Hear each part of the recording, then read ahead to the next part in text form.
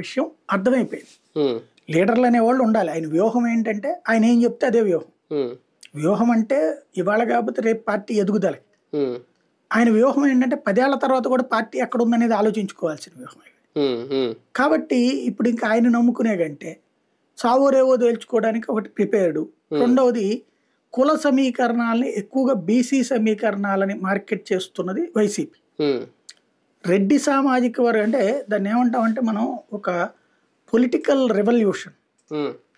అది ఆంధ్రప్రదేశ్ రాజకీయాల్లో రెడ్డి రాజకీయం నడుపుతా ఎస్సీ ఎస్టీల తర్వాత రెడ్లు, అదే ఫస్ట్ రెడ్లు, దాని తర్వాత ఎస్సీ ఎస్టీలు, అది రిజర్వ్డ్ సీట్లు, హ్మ్. మిగతా భిక్షమేసినట్టుగా అన్నటువంటి రూట్లో 1956లో ఆంధ్రప్రదేశ్ ఏర్పడినప్పటి నుంచి ఉన్నటువంటి సిచ్యుయేషన్ని మొట్టమొదటిసారి మార్చిన వాడు 82లో పార్టీ పెట్టి 83లో అధికారంలోకి వచ్చిన ఎన్టీ రామారావు. హ్మ్.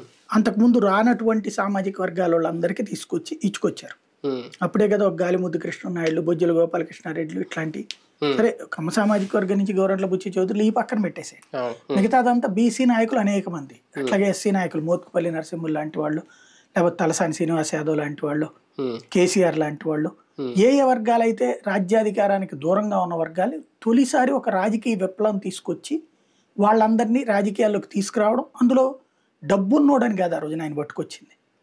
ఆ సామాజిక వర్గం వాడు నన్ను చూసి ఓటేయండి, వాళ్ళు మీ సామాజిక వర్గంతో పాటుగా